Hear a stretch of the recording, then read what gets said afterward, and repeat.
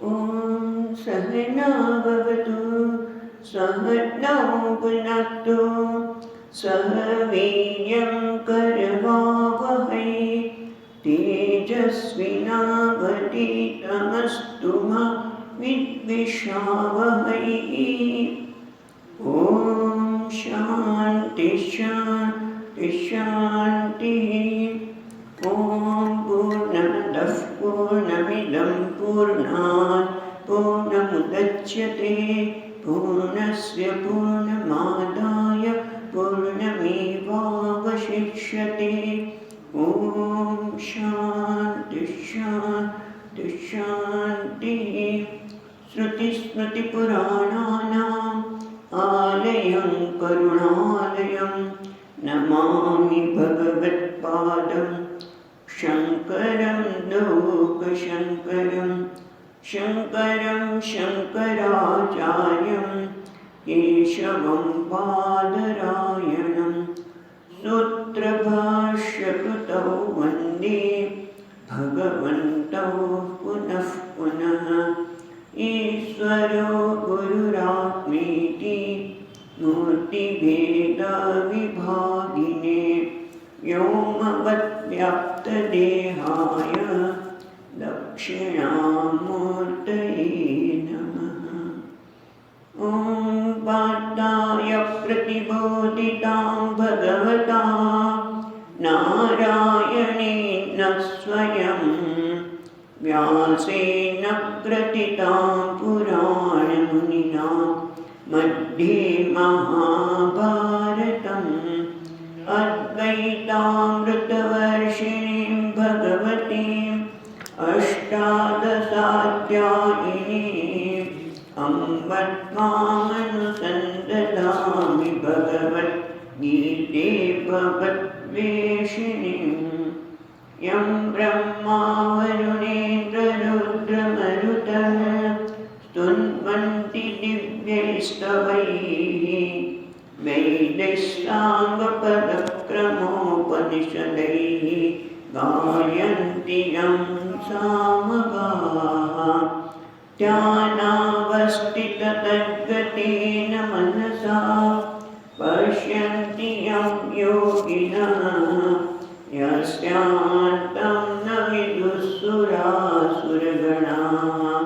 देवाय तस्मै नमः। तो આપણે છઠ્ઠા અધ્યાયમાં ધ્યાન યોગ એના વિશે વિચાર કરી રહ્યા છે। ચિત્તની એકાગ્રતામાં મુશ્કેલી પડે છે એવું આપણે સ્વીકારવું જોઈએ। પહેલાં તો એવું સ્વીકારવું આવે કે આના માટે મન જ કારણ છે અને મન એટલા માટે ચિત્તની એકાગ્રતામાં કારણ બને છે કે મનની અશુદ્ધિ, મનમાં રહેલા રાગ અને દ્વેષ, એટલા માટે જ ભગવાન આપણને બે સાધનની વાત કરે છે। એક બહિરંગ સાધન અને બીજું અંતરંગ સાધન। બહિરંગ સાધન એ કર્મયોગ છે, અંતરંગ સાધન છે ધ્યાન યોગ। બહિરંગ સાધન એટલે શું? જેમાં બહારની ઇન્દ્રિયો જોડાયેલી છે એ સાધનામાં એને બહિરંગ સાધન કહેવું। સાધન જેના દ્વારા આપણે કંઈક પ્રાપ્ત કરવા માંગીએ છીએ એને આપણે સાધન કહીશું। એ બહિરંગ એટલે બહારની ઇન્દ્રિયો દ્વારા આપણે ચિત્તની એકાગ્રતા માટે પ્રયત્ન કરીએ છીએ।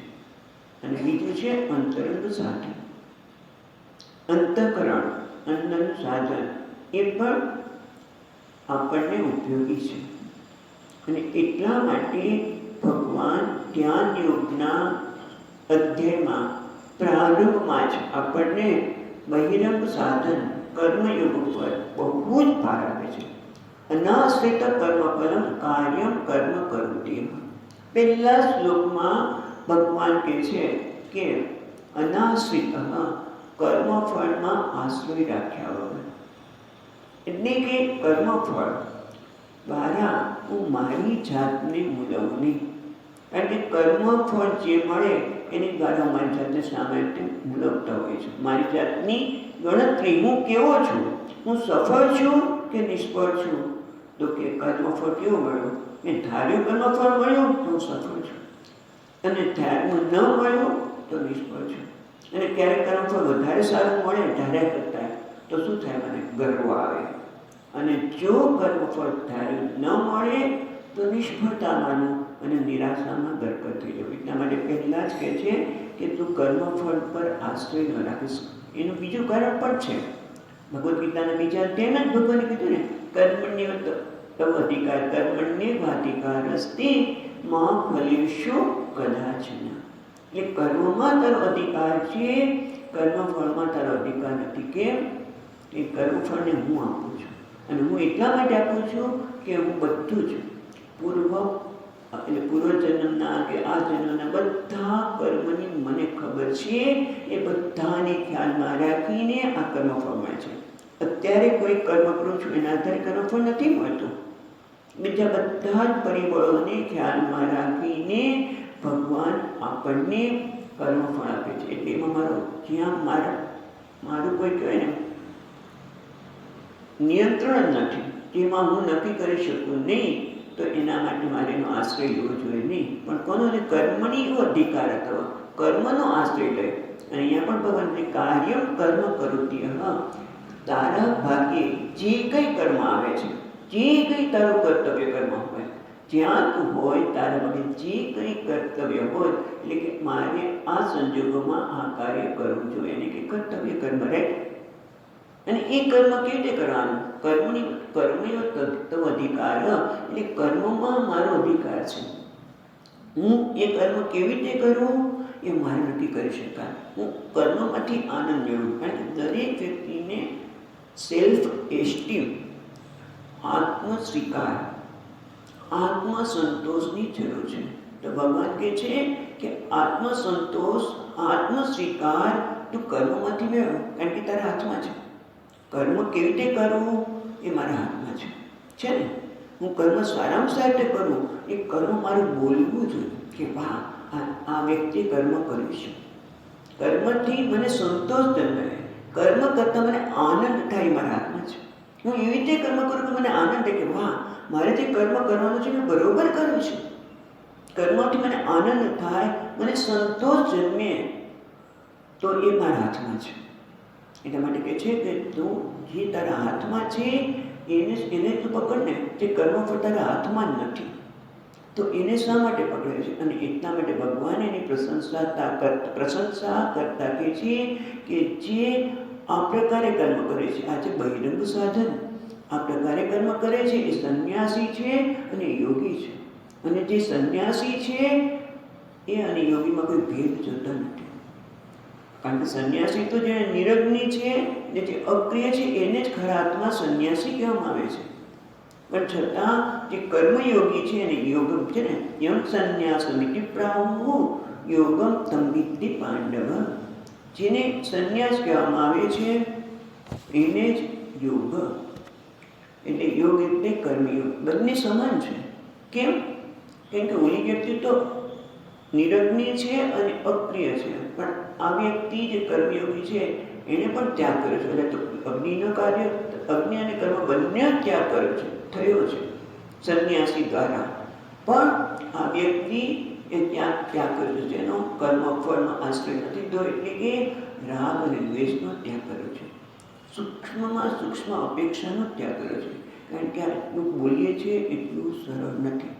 કર્મફળના અપેક્ષા ન રાખવી, એના પર આશ્રય ન રાખવો એટલું સરળ નથી. કારણ કે આપણે ટેવ જ પડી ગઈ છે અનેક જન્મથી કે હું મારી જાતને કર્મફળ દ્વારા જ મેળવું છું.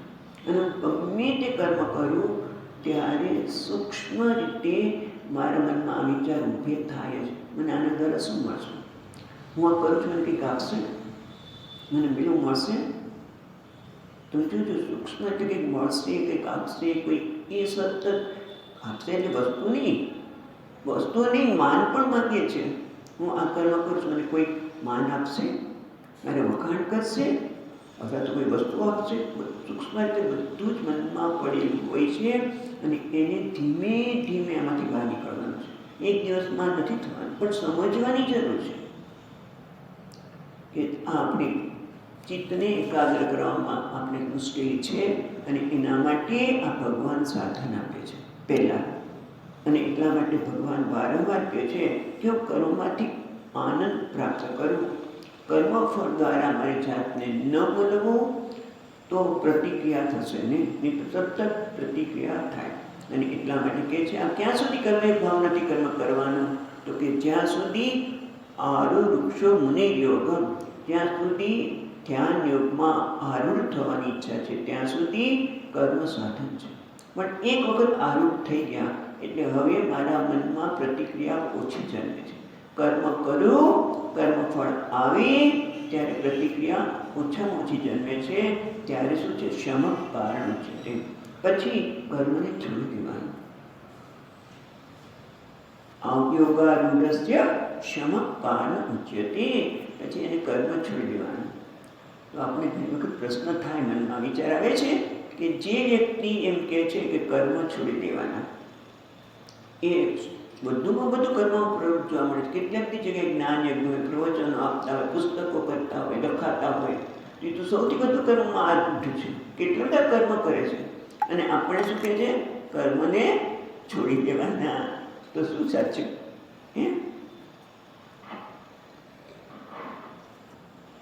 ખરેખર કર્મ છોડવા એ મહત્વનું નથી, પણ કર્મ છોડવું એ આવશ્યક નથી, પણ કર્મ પાછળની જે ભાવના છે, મનની સ્થિતિ છે કે મન જ્યારે કર્મ કરે છે ત્યારે રાગ દ્વેષથી મુક્ત છે, સૂક્ષ્મ આગ્રહમાંથી મુક્ત છે. કર્મ કરો કે ન કરો મહત્વનું નથી. અહીંયા કર્મ શમક કારણ છે, એટલે કે એવા પ્રકારની મનની સ્થિતિ પ્રાપ્ત કરી છે કે નહીં. અને શક્ય હોય તો ઓછામાં ઓછા કર્તવ્ય ધીમે ધીમે આપણે કર્તવ્ય કર્મમાંથી મુક્ત થશું તો જ આત્મામાં આપણે આત્મચિંતન કરશું. કારણ કે યોગી યુંજિત સતતમ આત્માનમ રહસ્ય, આ સતતમ આત્માનું ચિંતન કરવું હોય તો સાપેક્ષ રીતે આપણું મન શાંત હોવું જોઈએ, નિવૃત્તિ પ્રાપ્ત કરવી જોઈએ. પણ નિવૃત્તિ પ્રાપ્ત કર્યા પછી બેસી નથી રહેવાનું. નિવૃત્તિ પ્રાપ્ત કર્યા પછી હવે શું કરે છે? કંઈ નહીં, બેઠો પાક કશું. ઘણા લોકો એવું કરે, બધું છોડી દીધું હવે તો, પણ શું કરવાનું? કંઈક વધારે સારું કરવાનું છે. શું કરવાનું? ઉદ્ધરેદ આત્માનમ ના આત્માનમ અવસાદે, તારો ઉદ્ધાર કરવાનો છે. વિવેક બુદ્ધિ દ્વારા જે આત્મા સંસારમાં નિમગ્ન થઈ ગયો છે, અનાત્મા સાથે પોતાની જાતને ઓળખાણ શરૂ નથી કર્યું, ઓળખાવે જ છે અને અનાત્માને દ્વારા પોતાની જાતને મૂલવે છે. એમાંથી વિવેક દ્વારા સતત આત્માનાત્માનો વિવેક, દૃશ્ય વિવેક, એ વિવેક દ્વારા પોતાની જાતને જે સંસારમાં નિમગ્ન થઈ ગયો છે એ આત્માનો ઉદ્ધાર કરવાનો. કારણ કે ખરેખર આત્મા તો નિમગ્ન થઈ શકે નહીં, પણ અવિવેકને લીધે પોતાને સંસારી માનવા લાગ્યો છે. જે નિત્ય મુક્ત છે એ પોતાને સંસારી માને છે, માટે એને વિવેક દ્વારા પોતાનો મિત્ર બનાવવાનો છે.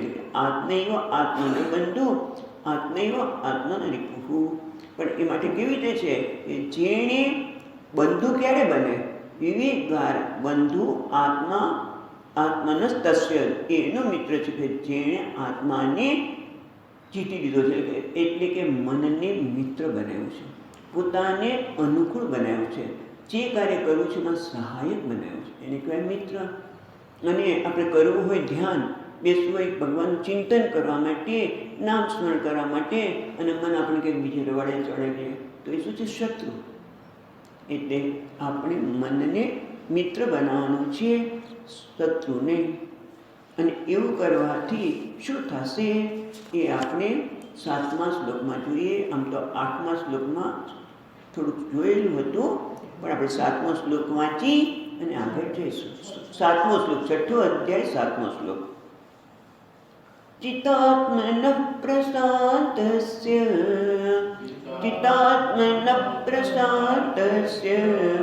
પરમાત્મા સમાહિતઃ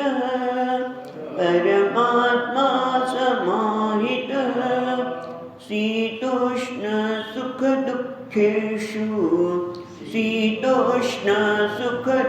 દુઃખેષુ તથા માનાપમાનયોઃ તથા માનાપમાનયોઃ. જેણે ઉદ્ધાર કર્યો છે પોતાનો અને મિત્ર બનાવ્યું છે મનને, એવી વ્યક્તિનું જીવન કેવું હોય છે?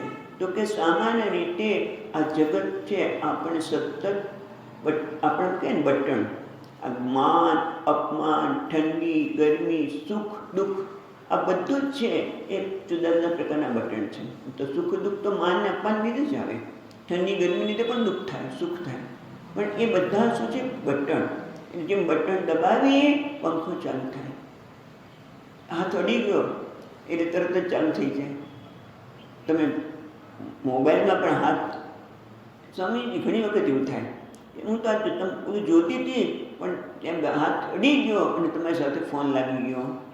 એટલે જેવો હાથ અડ્યો અને તરત જ એનું પ્રતિક્રિયા જોવા મળે, એમ નામ છે બટન.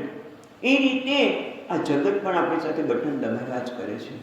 પણ આ વ્યક્તિ કેવો છે?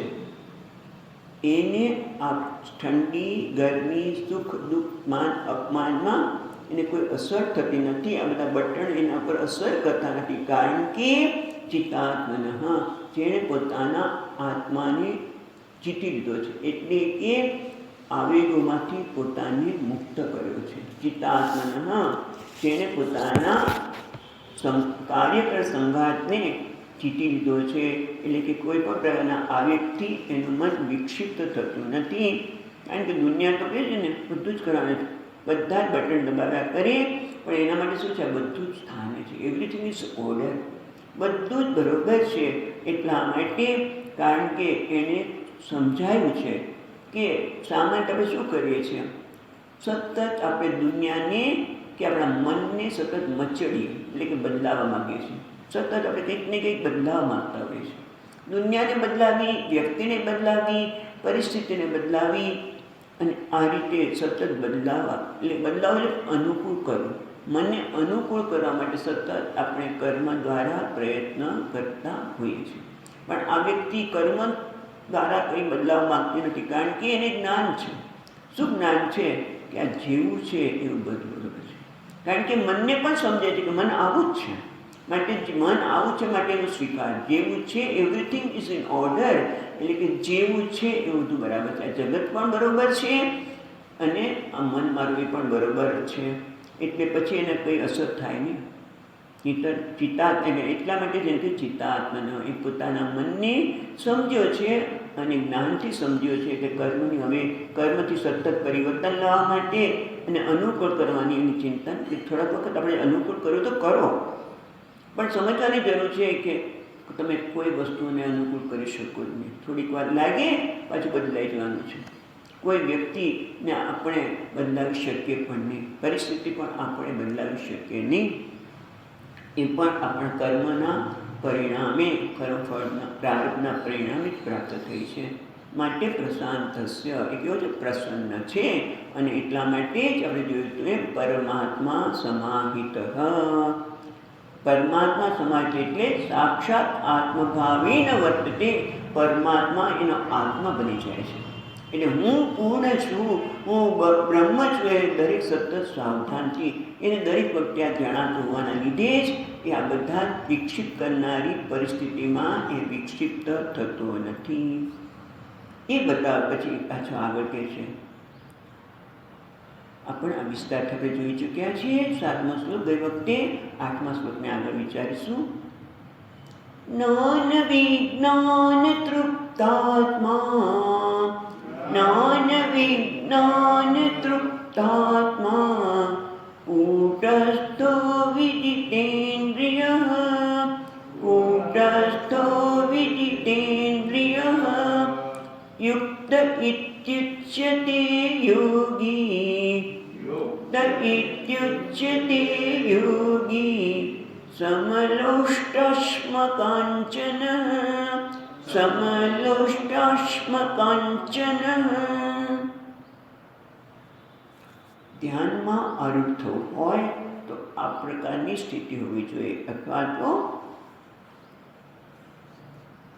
જેનું ચિત્ત સમાધાન થયેલું છે એને કયા પ્રકારનું વિશિષ્ટ ફળ મળે છે, તો એ બતાવે છે કે જ્ઞાન વિજ્ઞાન તૃપ્તાત્મા, એટલે જ્ઞાન એટલે આપણે જોયું એ પ્રમાણે શાસ્ત્રોક્ત પદાર્થાનાં પરિજ્ઞાનમ, જે શાસ્ત્ર કહે છે એ પ્રકારે એને પોતાના મનમાં સમજણ પ્રાપ્ત કરે છે. બુદ્ધિમાં, મનમાં નહીં, બુદ્ધિમાં એને સમજણ પ્રાપ્ત કરે છે. અને બુદ્ધિમાં સમજણ પ્રાપ્ત કરીને એની પણ એક આનંદ હોય છે અને એક સંતોષ હોય છે કે હા મને સમજાય છે, એનો એક સંતોષ છે.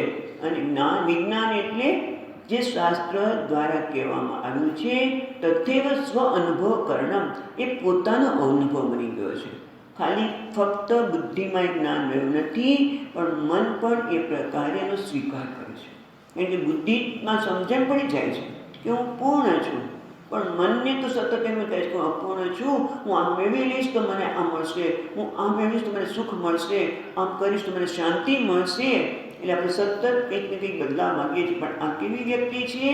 વિજ્ઞાન એટલે કે જે સમજ્યો છે એનું પોતાનું સ્વાનુભવ કરવું. એટલે મન પણ એ પ્રકારે વસ્તુને, એ બુદ્ધિ જોવે છે, મન પણ એ પ્રકારે જ વસ્તુને જોવે છે.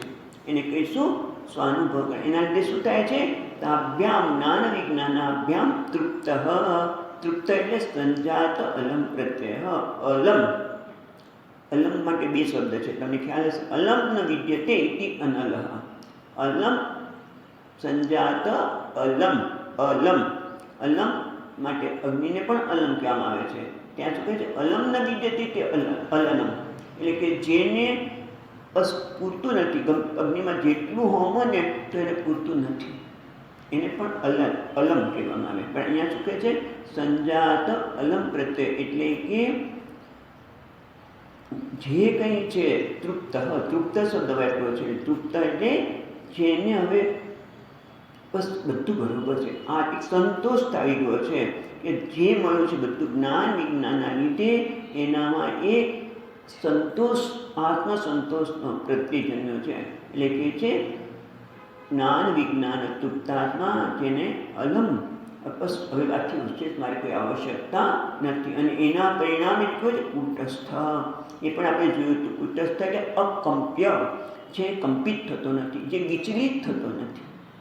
અને આપણે એટલે ખબર છે પેલી સોની હોય, સોની અને લુહાર પણ એ લોકો એક મેરણ જેવું નાનું રાખે અને એના પર બધા ઘાટ ઘડા કરે. એટલે લુહાર છે પણ કુવાડીને બધું બનાવે, પણ છતાં એવું જે એરણ છે એમાં કોઈ ફેરફાર પડતો નથી. ગમે તેની પરિબળના પર ઘાટ ઘડતા કોથળા મારવામાં આવી પણ છતાં એમાં કોઈ પરિવર્તન થતું નથી. એ રીતે આ આત્માને આપણે કહીએ ના જ્ઞાન વિજ્ઞાન તૃપ્તાત્મા, એના પરિણામે કેવું બની ગયું છે? અકંપ્ય. પરિસ્થિતિ તો જીવનમાં આવવાની છે, એ પણ છતાં એ પરિસ્થિતિથી, ગમતી પરિસ્થિતિ હોય, ન ગમતી પરિસ્થિતિ હોય, એટલે આંતરિક અને બાહ્ય સંજોગો એને વિચલિત કરતા નથી. ગમતી કે અગમતી પરિસ્થિતિ હોય અથવા તો આંતરિક કે બાહ્ય સંજોગો આવ્યા જ કરવાના છે, પણ એને વિચલિત કરતા નથી. એટલે ઘણી વખત કુટસ્થ, કુટ, ચિત્રકૂટ, ત્રિકૂટ એટલે કે પર્વત, પર્વતની ટોચ, પર્વતની ટોચ પર ઠંડી, ગરમી, વરસાદ બધું જ થાય, પણ પર્વતની ટોચ પર એની કોઈ અસર થતી નથી. એમાં માન, અપમાન, ઠંડી, ગરમી બધું જીવનમાં આંતરિક અને બાહ્ય સંજોગ બદલાયા જ કરવાના છે, પણ એની કોઈ અસર થતી નથી. એ વ્યક્તિ કહે છે કુટસ્થ. આ એની સુંદરતા છે.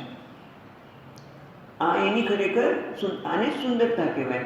આપણે કહીએ કે આ વ્યક્તિ બહુ સુંદર છે.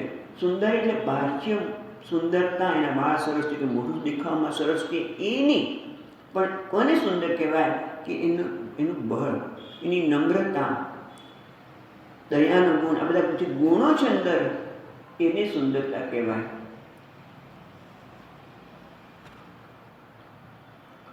એ બળ કોને કહેવાય? કે આપણું મન બીજાના કે ને આપણી પાસે જે કંઈ સામર્થ્ય હોય, જે કંઈ આપણી પાસે હોય એ બીજાને આપવાની તૈયારી હોય, એને જ સાચું બળ કહેવાય, એને સુંદરતા કહેવાય. આપણે કોઈને જોઈને આપણા હૃદયમાં દયા, અનુકંપા જન્મે. પણ એ પણ સમજવાનું છે, દયા એટલે એનો અર્થ એ નથી કે કોકને દુઃખી જોઈને આપણે આંખમાંથી આંસુ એવા મળે. એ તો લાગણી વસતા છે. કોઈને દુઃખી જોઈને હું દુઃખી થઈ જાઉં અને હું પણ એની સાથે રડવા લાગું તો હું કોઈને મદદરૂપ થઈ શકું નહીં. પણ આ વ્યક્તિ કુટસ્થ છે, એટલે કે એની પાસે એક આંતરિક બળ છે, એ જ એની સુંદરતા છે. એટલે પોતે વિકસિત નથી થતો, માટે બીજાને પણ એ મદદરૂપ થઈ શકે છે. આપણે ક્યારે બીજાને મદદરૂપ થઈ શકીએ? જ્યારે આપણે વિકસિત ન થઈ ત્યારે જ. અને એટલે આપણે સુંદર વસ્તુ છે. કુટસ્થ કહીને એની અંદરની રહેલી સુંદરતાને બતાવે છે. અને પછી આગળ શું કહે છે? જ્ઞાન વિજ્ઞાન ચુક્તાત્મા કુટસ્થ વિજિતેન્દ્રિય, એને ઇન્દ્રિયો પર વિજય પ્રાપ્ત કર્યો છે. એને યુક્ત કહેવામાં આવે છે. અને પછી સમલોષ્ટાસ્મ કાંચન યોગી ઇતિ ઉચ્યતે, અને એ વ્યક્તિને યોગી પણ કહેવામાં છે. યુક્ત એટલે સમાહિત છે, અને યોગી છે એટલે કે કેમ કે સમલોષ્ટાસ્મ કાંચન. આપણે જોયું હતું એ પ્રમાણે એ લોષ્ઠ, અશ્મ અને કાંચન. લોષ્ઠ એટલે માટીનું ટેફું, અશ્મ એટલે પથ્થર, કાંચન એટલે સોનું. એ બધામાં એની દ્રષ્ટિ સમાન છે. કારણ કે આમ જોવા જઈએ તો દરેકની વ્યવહારિક દ્રષ્ટિએ જોવા જઈએ તો મૂલ્ય જુદું જુદું છે. અને એ મૂલ્ય દ્વારા આપણે માનીએ છીએ કે આ વસ્તુ મારી પાસે હશે તો મને સુરક્ષા આપશે. અને આપણા મનમાં આ દરેક વસ્તુની મૂલ્ય જુદું જુદું હોય છે. દાખલા તરીકે વિચાર કરો કે કોઈ વ્યક્તિ બહારગામ જાય અને એનો સોનાનો ઘરેણો આપણો ડબ્બો હોય, સોનાનો ડબ્બો, ઘરેણાનો ડબ્બો, એ કદાચ કે હું આપને ત્યાં મૂકીને જાઉં છું, તમે મારું ધ્યાન રાખજો. તો આપણે રાત્રે ઊંઘ ન આવે કે ભાઈ કોકના પૈસા અહીં મૂકીને ગયા છે. ઘરેણું, સોનું એટલે આપણા મનમાં એક મૂલ્યવાન બની જાય છે, કારણ કે મને સુરક્ષા મળે છે. દરેક વસ્તુનું આપણા જીવનમાં મૂલ્ય જુદું જુદું હોય છે. પણ આના માટે શું છે? બધું સમાન છે. એટલે દરેક વસ્તુની મૂલ્યની ખબર છે ને. એવું નથી કે સોનાનું મૂલ્ય નથી ખબર, પથ્થરનું પણ છે, માટીની પણ ખબર છે. પણ એ બધા માટે એની ભાવના, એનામાં સમાન દ્રષ્ટિ છે. એટલે કે એને એવું નથી કે આ જ વસ્તુ મને સુરક્ષા આપશે, મને સલામતી આપશે. એટલે એ શું છે કે બધા માટે એને સમાન ભાવ છે. એટલે કે બધા માટે આદર છે. કોઈનો એ તિરસ્કાર કરતો નથી. નહીં તો સામાન્ય રીતે છે ને એ કથા આવે છે ક્યાંક વાંચી, જો તમને ખબર શબ્દ પણ ખ્યાલ હોય તો, જાગ મચ્છંદર ગોરખ આયા. મેં પણ ખ્યાલ, જાગ મચ્છંદર ગોરખ આયા. એટલે એવું કહેવાય છે કે મચ્છંદર એટલે મચ્છેન્દ્રનાથ એ ગોરખનાથના ગુરુ હતા. પણ કોઈક કારણસર આપણે જ્ઞાનને પ્રચાર કરવા માટે કેમ કરતાં આસામમાં કામરૂ દેશમાં ગયા. અને ત્યાં કહે છે બહેનો, સ્ત્રીઓ પણ એટલી સુંદર હોય છે અને સોનું પણ ખૂબ હોય છે. એટલે પછી વર્ષ ઉપર થઈ ગયું, ગુરુજી મહારાજ આવ્યા નહીં. એટલે ગોરખનાથ ત્યાં ગયા. ગુરુજીને એ લાંબી વાર્તા છે, પણ જે કહેવાનું છે આ વસ્તુ છે. એ માટે ટૂંકાઈને વાત કરીએ તો એ ગોરખજીને સમજાવીને લઈને આવ્યા. પણ ગોરખનાથજીએ સાથે એમ કહે છે સોનું હતું ને એ સાથે લઈ લીધું.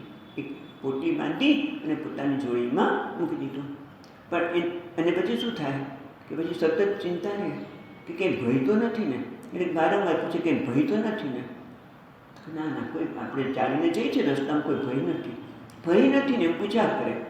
પછી ફ્રેશ થવા માટે ગુરુજી ગયા. એટલે શિષ્યને કે ભય નથી એવું કેમ કે છે? શું છે એવું વસ્તુ? તો જોયું તો જોડીમાં સોનું હતું. એટલે એમણે સોનું નાખી દીધું વાવમાં, અને એટલા જ વજનનો પથ્થર અંદર મૂકી દીધું.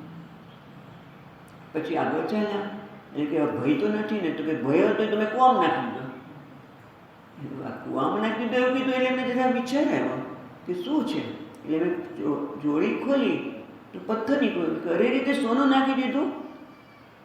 ત્યાં તો એવું કહે છે કે એમણે પગ લગાવ્યો તો સોનું ઉત્પન્ન થઈ ગયું. ગોરખનાથે એવી સાધના કરી હશે કે સોનું થઈ ગયું. એટલે કે પથ્થર અને સોનામાં કોઈ ફેર નથી. ગુરુજી આપણે ખાલી મૂલ્યવાન આપી અને ખરેખર વસ્તુની ચિંતા જોડી દઈએ છીએ. મૂલ્યવાન બનાવી દઈએ એટલે બીજું શું થાય? સતત ભય, ચિંતા જ રહેવાની છે. પણ જેના માટે એટલે સમાન છે. અને એના માટે મને બીજી વાર્તા પણ, મને બાળકોને પણ ઘણી વખત આ વાર્તા કહેલી છે. રંકા બંકાની. બંને કુંભાર હતા અને લાકડા લેવા જંગલમાં જાય. અને અને પોતાનું ગુજરાન ચલાવતા હતા.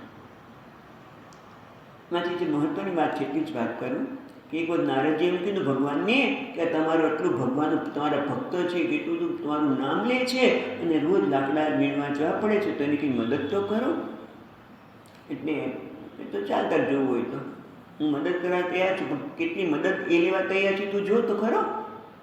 એટલે કે જે જતા હતા ને રસ્તામાં ભગવાને સોનાની કોઠી મૂકી, રંકા બંકા, બંકા એના પતિ નામ છે. એ આવી ચાલતા હશે અને પગ અથડાયો અને ખણ અવાજ આવ્યો તો કશું સોનું છે.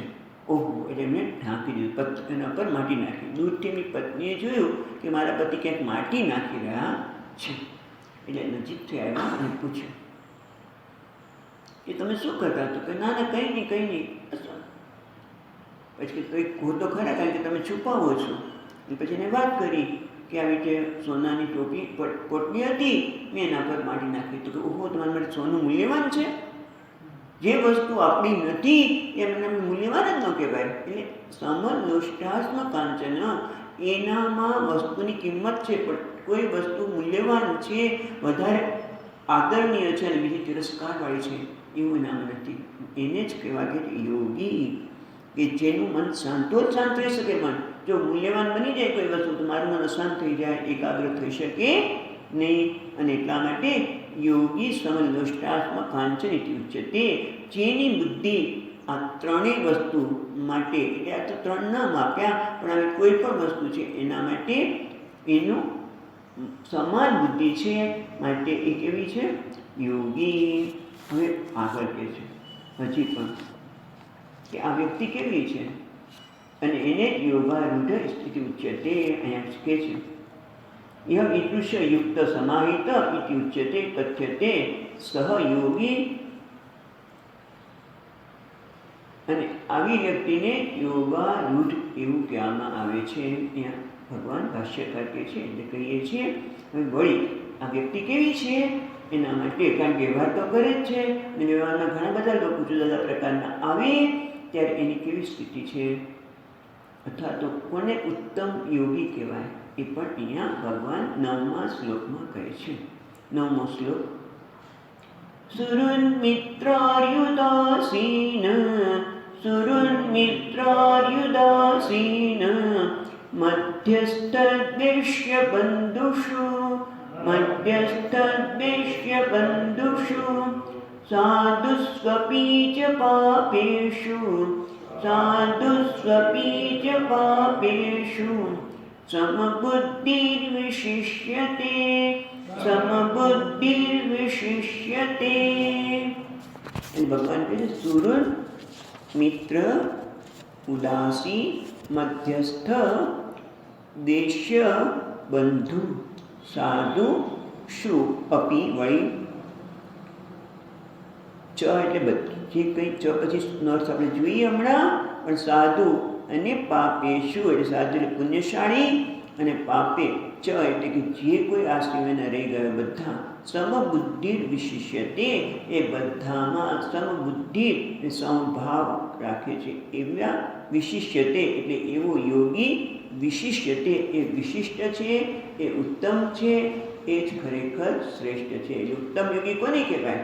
કારણ કે ઘણી વખત આપણે યોગી એટલે જેમ હવામાંથી કોઈ વસ્તુ લાવીને આપણે આપીએ, આમ પાણી પર ચાલે, કોઈ ચમત્કાર બતાવે એને આપણે યોગી કરી. શ્રેષ્ઠ છે, મહા પહોંચેલા માણસ છે, યોગી છે એવું આપણે કહીએ અને આપણે એને ખાસ દર્શન કરવા જવાનું ઈચ્છા કરતા હોય મોટે ભાગે લોકો. પણ ભગવાન કહે છે, ભગવાનની દૃષ્ટિમાં કોણ છે? વિશિષ્યતે, વિશિષ્યતે. અને પછી બીજો અર્થ પણ શંકરાચાર્ય અહીંયા કહે છે કે વિમુચ્યતે, એવો પણ એક પાઠ છે. પણ અત્યારે આપણે વિશિષ્યતે એ પાઠ લઈને જોઈએ તો સમબુદ્ધિ વિશિષ્યતે એ વિશિષ્ટ છે, આ યોગીઓમાં વિશિષ્ટ છે અને સમબુદ્ધિના કારણે એ વિશિષ્ટ છે, એ ઉત્તમ છે, એ શ્રેષ્ઠ છે. કોણ છે? સુરુન. સુરુન એટલે શું? તો અહીંયા કહે છે પ્રત્યુપકાર અનપેક્ષ પૂર્વ સ્નેહમ સંબંધમ વિના. હા, આપણે જોઈએ કે સુહૃદ કોને કહેવાય? કે જે કોઈને મદદ કરે છે પણ પ્રત્યુપકાર અનપેક્ષ ઉપર અનપેક્ષ ઉપકાર કરતા, એ બીજાને ઉપકાર કરે છે, કોઈને મદદ કરે છે, કોઈને જોઈએ છે કે આ વ્યક્તિને મદદની જરૂર છે, આવીને મદદ કરી જાય છે. પણ એ પછી એને બીજો હું આને મદદ કરું છું તો ભવિષ્યમાં પણ મને મદદ કરશે એવી પણ ભાવના હોય. કારણ કે બીજી કોઈ મને ઉપકાર અથવા તો મને કોઈ બે સારા શબ્દ કે એવી કોઈ પ્રકારની ભાવના નથી. બસ કોઈ વ્યક્તિ મને મદદની આવશ્યકતા છે, જઈને મદદ કરી આવે અને પછી જતો રહે. એવા આપણે ઘણા ઘટનાઓ આપણે જોઈ છે, મગજ ઉપર અત્યારે પણ આવે છે કે એવી ઘણી બધી ઘટના માટે કે આવીને માણસ મદદ કરી જાય અને થેન્ક્સ કે પહેલાં તો માણસ જતો રહ્યો હોય. એને કહેવાય સુરત. આવું સુરત પણ જગતમાં એને મળવાનું છે. અને મિત્ર, મિત્ર એટલે કોને કહીશું તો કે છે મિત્ર એટલે સ્નેહવાન, જે સ્નેહથી જોડાયેલો છે. પણ મિત્રને એવું ખરું કે હું અત્યારે મદદ કરું છું તો તું મને મદદ કર. મિત્ર જે સ્નેહથી જોડાયેલો છે એ આપણને મદદરૂપ થાય છે. આપણે બધી વખતે આપણી કહે ને ઉન્નતિમાં ધ્યાન રાખે છે, પણ સાથે સાથે પ્રત્યુપકારની ભાવના તો હોય છે. એટલે સ્નેહનો ઉપકારક, એટલે સ્નેહથી એ ઉપકારક બને છે. હરિ એટલે શત્રુ. એ તો શું છે? સકૃત અપકાર અનપેક્ષ સ્વભાવ કૌર્ય. એનો શત્રુ નહીં કે એક ઉપકાર કર્યો કે નહીં, પણ એનામાં ક્રૂરતા જ હોય છે. બીજાને જ કંઈ જોવે કે એને એનું કેમ હાનિ કરવી, એને કેમ મુશ્કેલી આપવી, એને કેમ દુઃખ આપે, નામ છે શત્રુ. આપણે શત્રુની સિવાય પણ આપણે ખબર છે કે શત્રુ કોને કહેવાય. અને પછી કહે છે ઉદાસીન ન કશ્ચિત પક્ષમ ભજતે, એ કોઈનો પક્ષ લેતો નથી. એટલે દાખલા તરીકે કોઈ અહીં છે વિવાદ, અહીંયા મધુસૂદનજી મહારાજ કહે છે કે કોઈ બે જણા હોય ને વિવાદ કરતા હોય કે ઝઘડતા હોય તે કોઈનો પક્ષ જ લેતો નથી, ઉદાસીન એવું છે. અને જ્યારે મધ્યસ્થ, મધ્યસ્થ એટલે વિવાદ માનયો ઉભયોરોપી હિતેશી. એટલે બે જણ છે, ઓલો તો કોઈને પક્ષ જ નથી લેતો. મધ્યસ્થી એ છે કે મધ્યસ્થી એટલે કે જે બંનેનું હિતેશી છે. બે જણ વિવાદ કરી રહ્યા છે, બે જણમાંથી બંનેનું કેમ હિત સધાય એવી પ્રકારની ભાવનાવાળા પણ છે. જગતના આવા પ્રકારના પણ લોકો હોય છે. ઉદાસી પણ છે, મધ્યસ્થ છે. દેશ્ય, દેશ્ય એટલે પોતાની ઉપર કે છે પોતાના ઉપર ઉપકાર કર્યો હોય અને છતાં આત્મન અપ્રિય દ્વેષ્ય, પોતાને એને કોઈ ઉપકાર કર્યો હોય અને છતાં એની ગણના ન કરે અને એનો દ્વેષ જ કરે. આત્મન અનુપકાર. અહીંયા શંકરાચાર્ય મહારાજ તો આ શબ્દ સરસ વાપરે છે કે દ્વેષ આત્મન અપ્રિય. એટલે ઘણી વખત આપણને એ વ્યક્તિ ઉપયોગી ન થાય એટલે આપણે એના માટે દ્વેષ થાય, એટલે પોતાને અપ્રિય બને, પોતાને ઉપકારક ન થાય એવા કેવી વ્યક્તિ છે એ દ્વેષ્ય બની જાય. દ્વેષ્ય દ્વેષને યોગ્ય બની જાય એટલે દ્વેષ્ય. અને પછી શું કહે છે? બંધુ. શું બંધુ કોને કહીશું? કે જે સંબંધને ઉપકાર, એ સંબંધને કારણે ઉપકાર કરે છે. બંધુ સંબંધથી જોડાય છે, લોહીના સંબંધ હોય કે પછી બીજા કોઈ સંબંધથી એ વ્યક્તિ જોડાયેલી છે અને એના લીધે એ ઉપકાર કરે છે, કહેવાય છે બંધુ. અને એટલું જ નહીં, સાધુ સ્વપીચ પાપેશું. ને સાધુ એટલે કે શાસ્ત્ર વિહિત કાર્યશું, જે શાસ્ત્ર કહે છે એ પ્રકારે કર્મ કરે છે, એટલે કે પુણ્યશાળી છે. જે પ્રકારના સત્કર્મ કરવા જોઈએ એ પ્રકારના કર્મ કરે છે એટલે કહે છે સાધુ, જે પુણ્યશાળી આત્મા છે.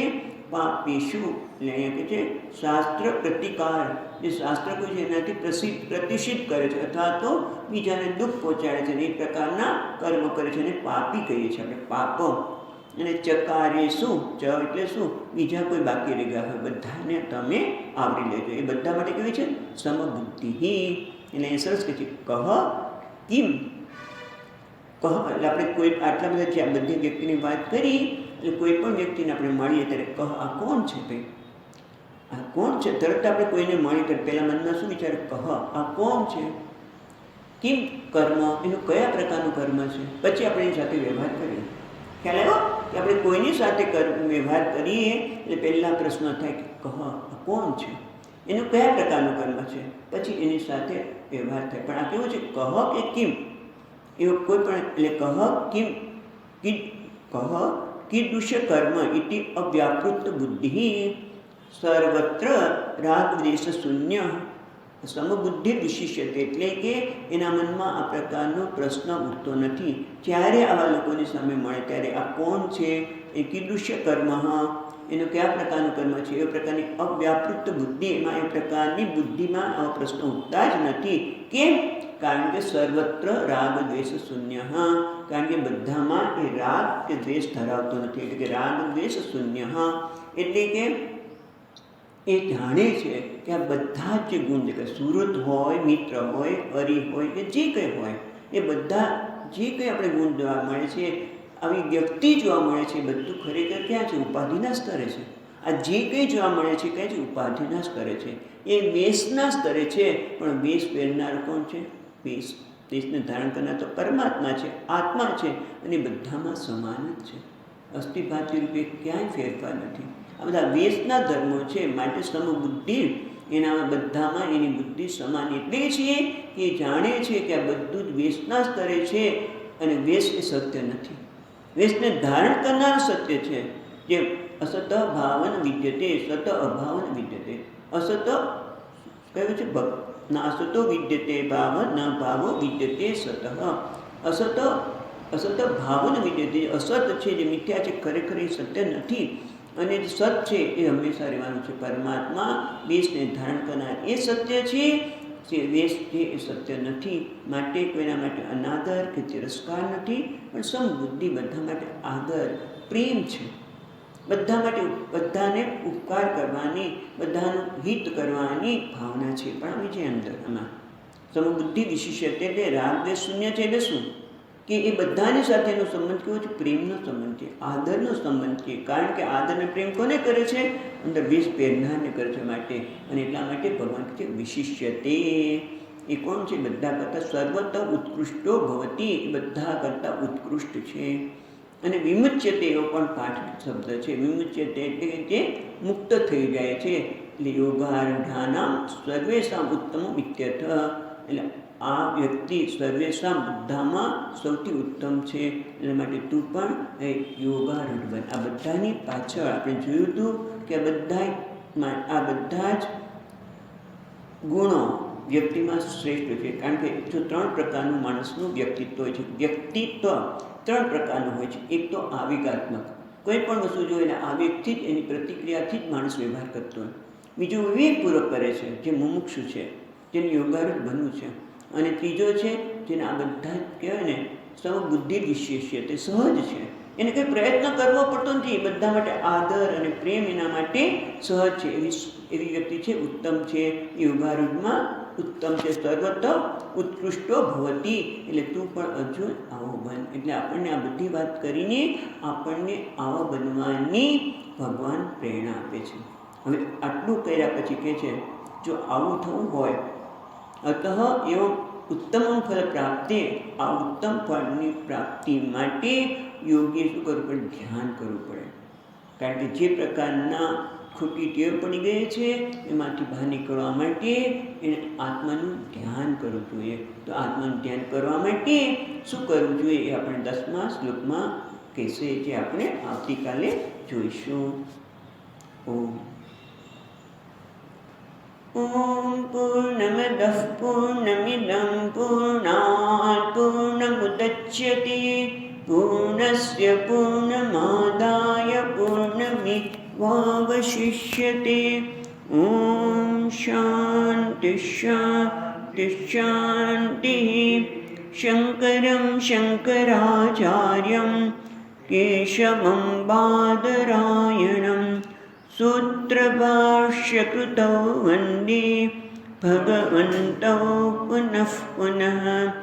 ઈશ્વરો ગુરુરાત્મેતિ મૂર્તિભેદવિભાગિને વ્યોમવદ્વ્યાપ્તદેહાય દક્ષિણામૂર્તયે નમઃ. ઓમ શાંતિ શાંતિ શાંતિ. હરિ ઓમ. શ્રી ગુરુભ્યો નમઃ. હરિ ઓમ.